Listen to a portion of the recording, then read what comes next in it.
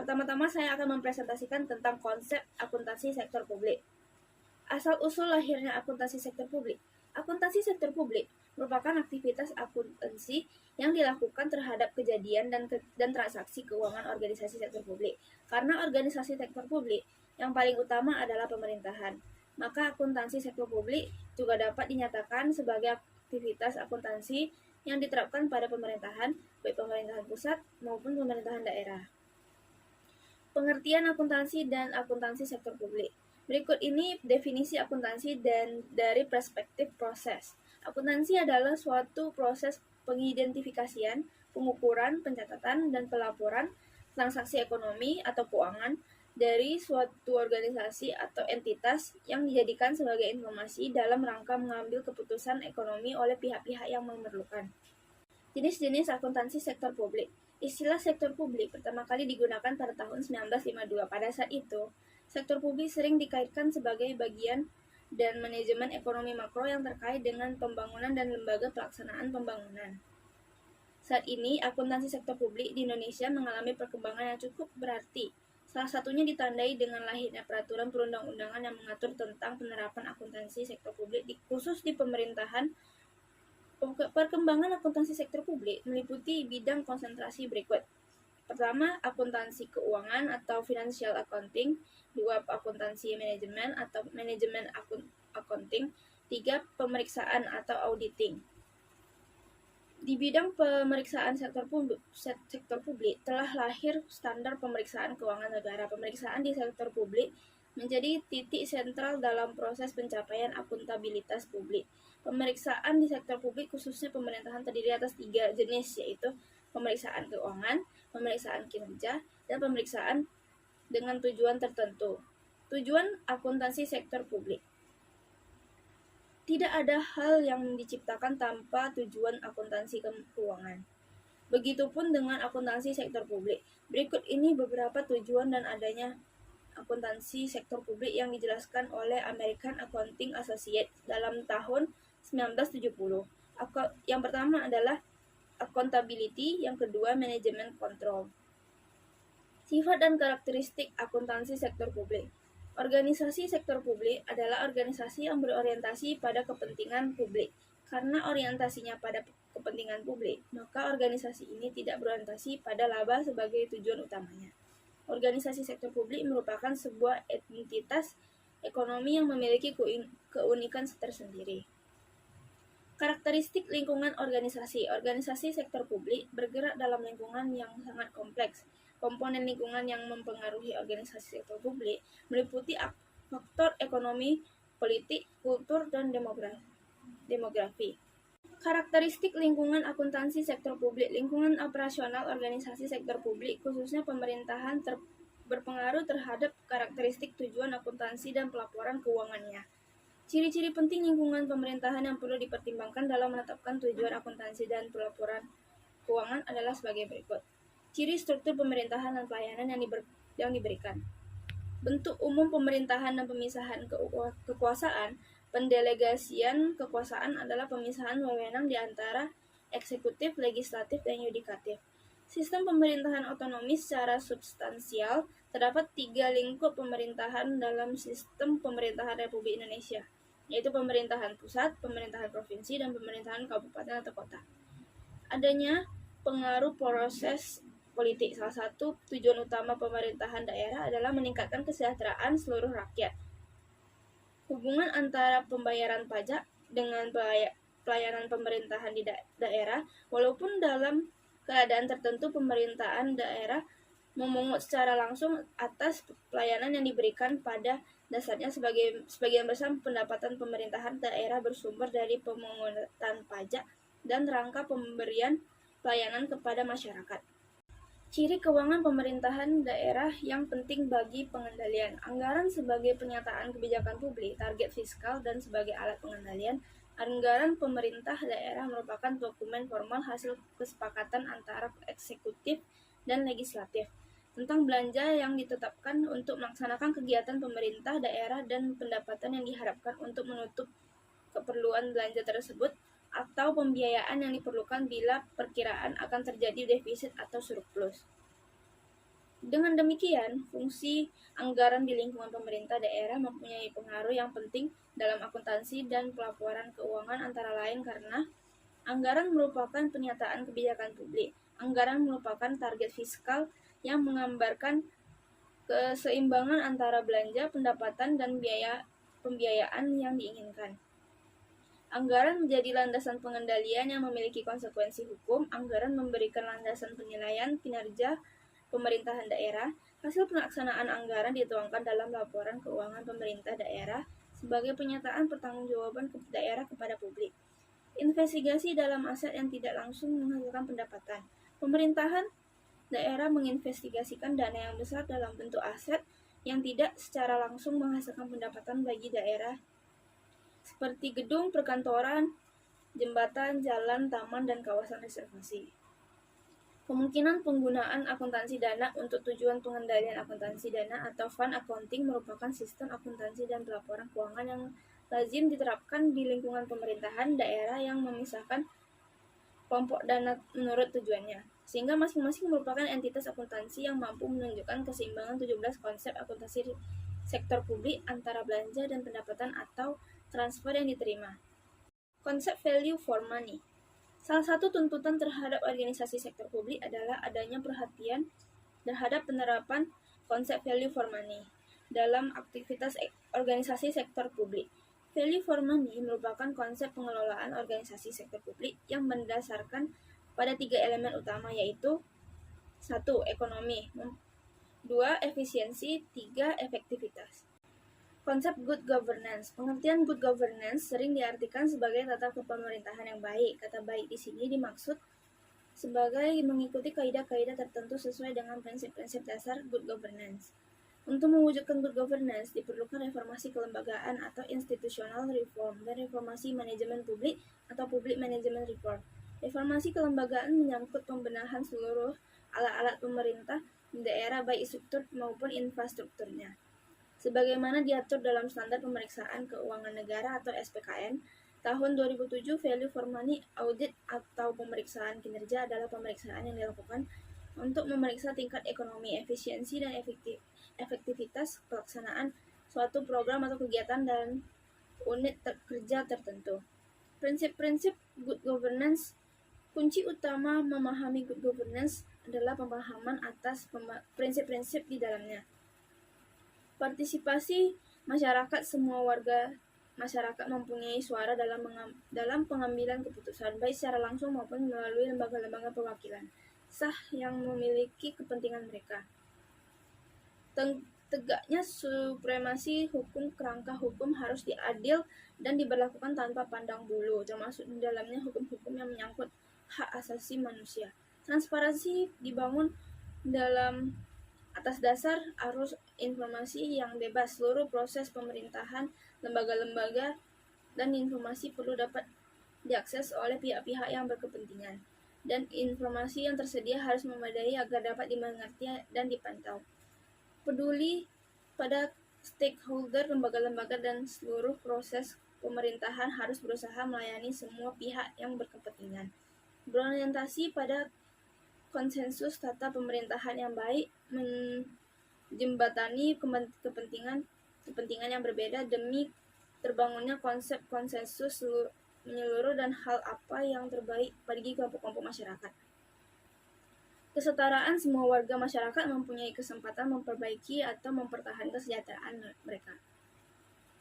Good governance hanya bermakna bila keberadaan ditopang oleh lembaga yang melibatkan kepentingan publik.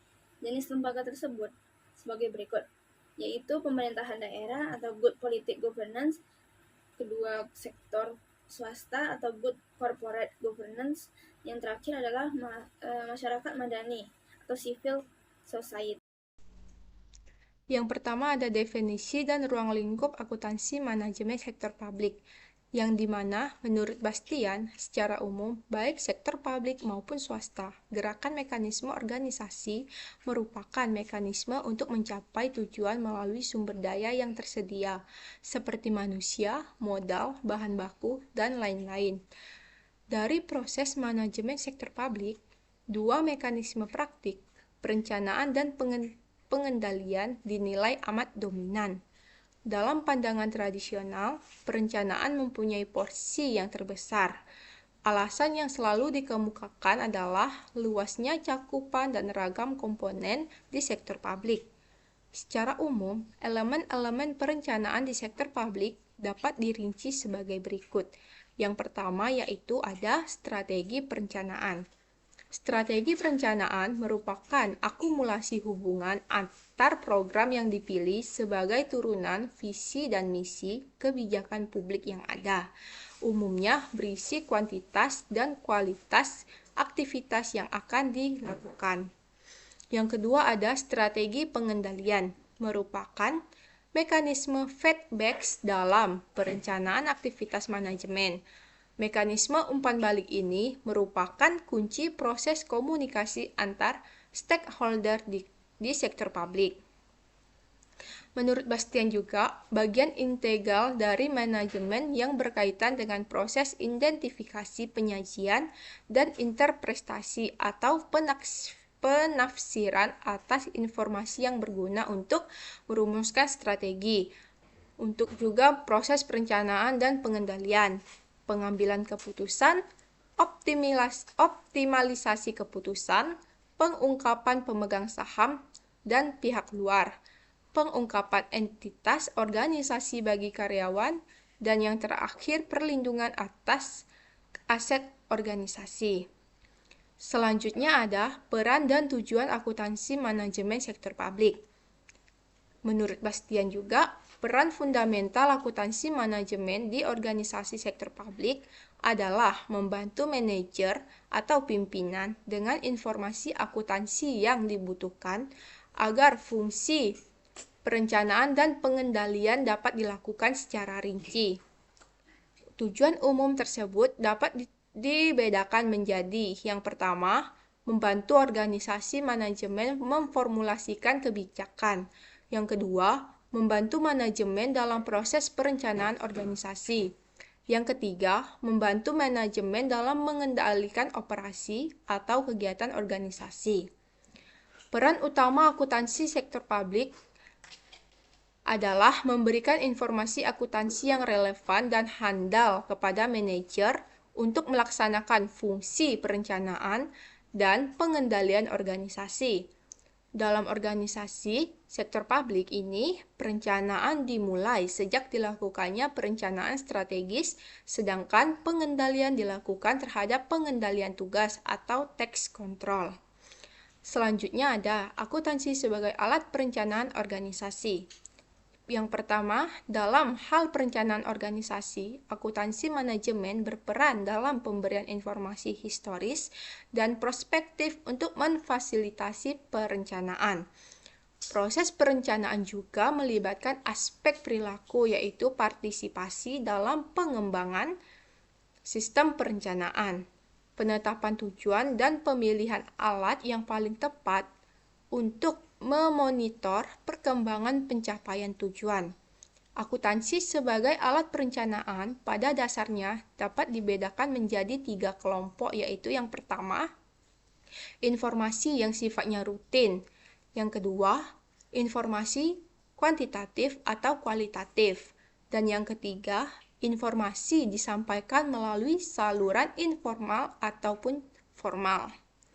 Selanjutnya ada akuntansi sebagai alat pengendalian akuntansi. Dalam memahami akuntansi sebagai alat pengendalian, perlu dibedakan menggunakan informasi akuntansi sebagai alat pengendalian keuangan dengan akuntansi sebagai pengendalian organisasi. Pengendalian keuangan terkait dengan peraturan atau sistem aliran uang dalam organisasi, khususnya memastikan bahwa organisasi memiliki likuiditas dan solvabilitas yang cukup baik. Pengendalian organisasi memerlukan informasi yang lebih luas dibandingkan pengendalian keuangan. Informasi yang dibutuhkan lebih kompleks, tidak sekedar informasi keuangan saja. Sebagai contoh, dalam sebuah usulan investasi publik, informasi yang dibutuhkan untuk pengendalian keuangan adalah berupa prediksi aliran kas dan profitabilitas dari investasi tersebut. Sementara itu, untuk tujuan pengendalian organisasi, dibutuhkan informasi yang lebih luas, meliputi aspek ekonomi, aspek sosial, dan aspek politik dari investasi yang diajukan.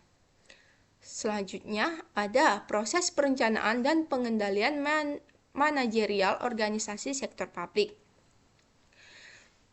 Menurut Jones N. Panlebury 1996, membagi proses perencanaan dan pengendalian manajerial pada organisasi sektor publik menjadi 5 tahap, yaitu yang pertama, perencanaan tujuan dan sasaran dasar, yang kedua, perencanaan operasional, yang ketiga, penganggaran, yang keempat, pengendalian dan pengukuran, dan yang kelima, pelaporan, analisis, dan umpan balik.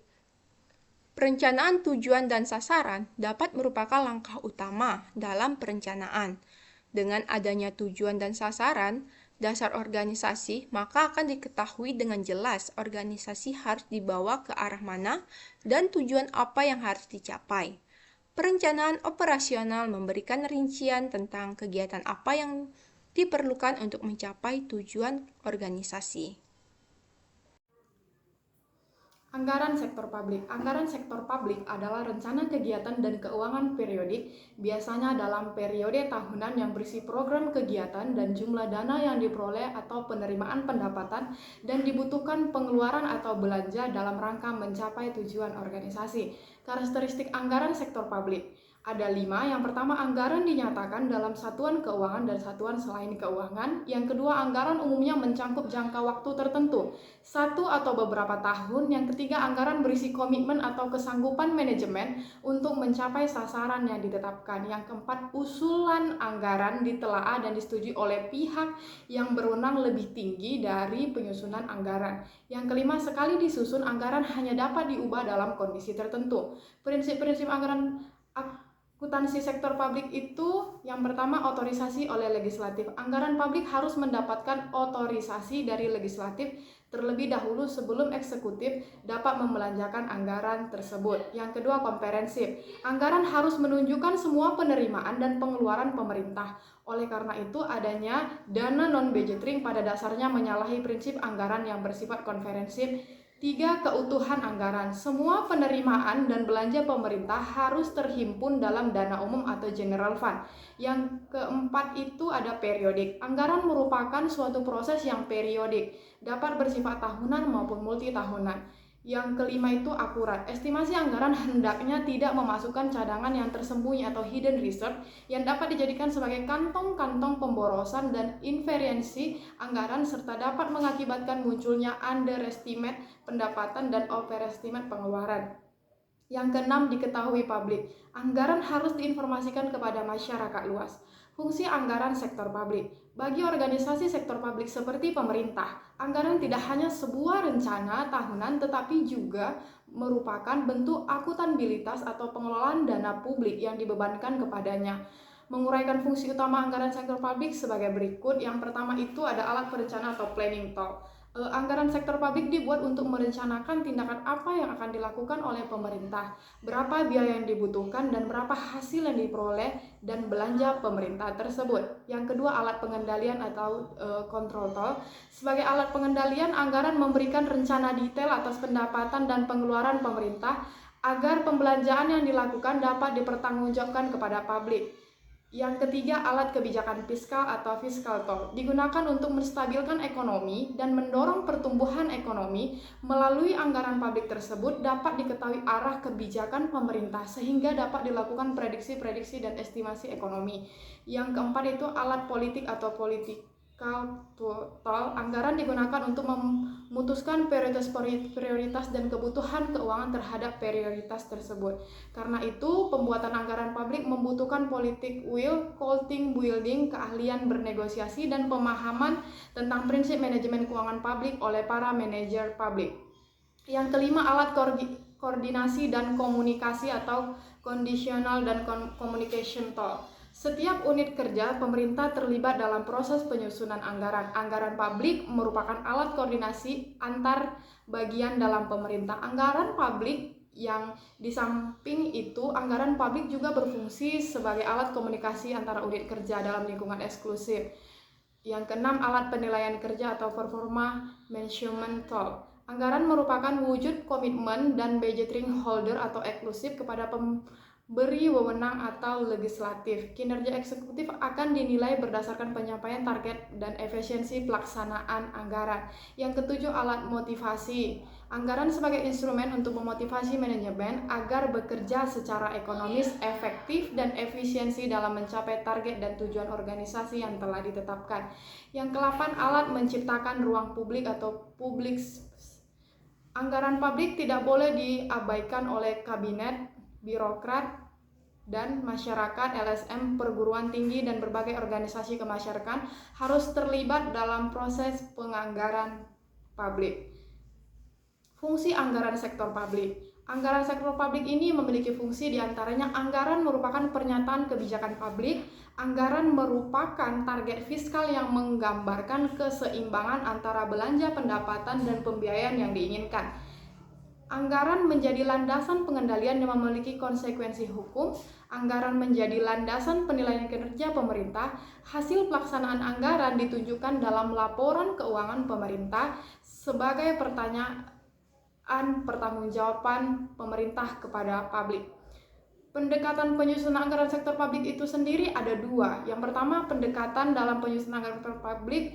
Yang pertama itu pendekatan penyusunan anggaran tradisional mempunyai beberapa karakteristik. Yang pertama itu struktur dan susunan anggaran yang bersifat line item, cenderung sentralistis, bersifat spesifikasi tahunan, menggunakan prinsip anggaran bruto.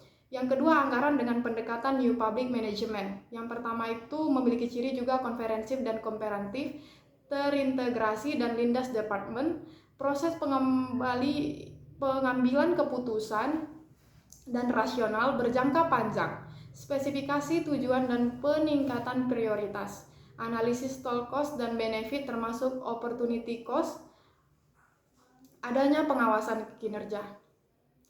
Pentingnya anggaran sektor publik dibuat untuk membantu menentukan tingkat kebutuhan masyarakat, seperti listrik, air bersih, kualitas kesehatan, pendidikan, dan sebagainya agar terjamin secara layak.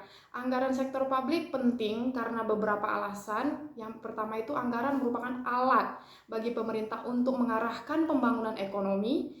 Anggaran diperlukan karena adanya kebutuhan dan kegiatan masyarakat yang tidak terbatas dan terus berkembang. Sedangkan sumber daya yang ada terbatas, anggaran diperlukan karena adanya masalah keterbatasan sumber daya kita. Anggaran diperlukan untuk meyakinkan bahwa pemerintah telah bertanggung jawab terhadap rakyat. Dalam hal ini, anggaran publik merupakan instrumen pelaksanakan akuntabilitas publik oleh lembaga-lembaga publik yang ada. Kompleksitas regulasi. Kompleksitas regulasi adalah salah satu masalah utama yang dihadapi dalam akuntansi sektor publik di Indonesia ini. Hal ini mencakup berbagai peraturan, pedoman, dan kebijakan yang mengatur berbagai aspek akuntansi dan pelaporan keuangan sektor publik. Seringkali masalah dalam kompleksitas regulasi ini terjadi di tingkat kepastian. Beberapa peraturan tidak selalu memberikan tingkat kepastian yang cukup tentang pengukuran, pengakuan, dan penyajian berbagai transaksi keuangan. Hal ini dapat menyulitkan entitas sektor publik dalam menentukan bagaimana harus mengelola aset, danabilitas, serta bagaimana melaporkan informasi keuangan dengan baik dan benar. Cara mengatasinya itu tentu kita harus untuk mengatasinya itu pelatihan dan peningkatan keterampilan. Menyediakan pelatihan yang cukup kepada staf akuntansi untuk memastikan pemahaman yang baik tentang regulasi terbaru dan standar akuntansi internasional. Ketidakpastian pendanaan. Seringkali ketidakpastian pendanaan ini masalah yang seringkali dihadapi oleh entitas sektor publik, termasuk pemerintah pusat, pemerintah daerah, dan lembaga-lembaga publik lainnya. Hal ini mencakup ketidakpastian dalam sumber-sumber pendapatan, alokasi anggaran, dan perubahan kondisi ekonomi yang dapat memengaruhi kemampuan entitas sektor publik yang merencanakan dan melaksanakan program-programnya. Akuntabilitas dan transparansi. Akutansibilitas dan transparansi ini sendiri adalah dua konsep kunci yang dalam tata kelola yang baik, terutama dalam sektor publik dan organisasi non-profit. Mereka memainkan peran penting dalam memastikan integritas efisiensi. Mereka memainkan dan mempercayakan masyarakat dalam menggunakan dana publik dan pengelolaan organisasi. Akuntabilitas ini lebih mengacu kepada kebijakan individu atau organisasi untuk bertanggung jawab atas tindakan, keputusan, dan pengelolaan sumber daya yang mereka tangani. Hal ini mencangkup kepada akuntabilitas keuangan, kinerja, etika, transparansi. Transparansi ini lebih mengacu kepada keterbukaan dan keterlacakan informasi terkait tindakan dan keputusan yang diambil oleh pemerintah atau organisasi publik. Hal ini melibatkan peningkatan akses masyarakat dan pemangku kepentingan terhadap informasi yang memberikan dengan kebijakan anggaran, tindakan, dan penggunaan sumber daya publik. Ini pun mencangkup pemberian informasi, partisipasi publik, pengawasan independen, sumber daya manusia atau human resource. Sumber daya manusia adalah komponen penting dalam setiap organisasi dan entitas, baik di sektor publik maupun swasta. Pengelolaan sumber daya manusia yang efektif memainkan peran kunci dalam mencapai tujuan organisasi dan meningkatkan kinerja. Sumber daya manusia merujuk pada individu-individu yang bekerja dalam organisasi atau entitas tertentu. Hal ini meliputi semua aspek yang berkaitan dengan tenaga kerja, termasuk rekrutmen, seleksi pelatihan, pengembangan kompensasi, manajemen, kinerja, dan menciptakan lingkungan kinerja. Selanjutnya, ada teknologi dan sistem informasi. Teknologi dan sistem informasi adalah elemen penting dalam dunia bisnis, pemerintahan, dan masyarakat modern.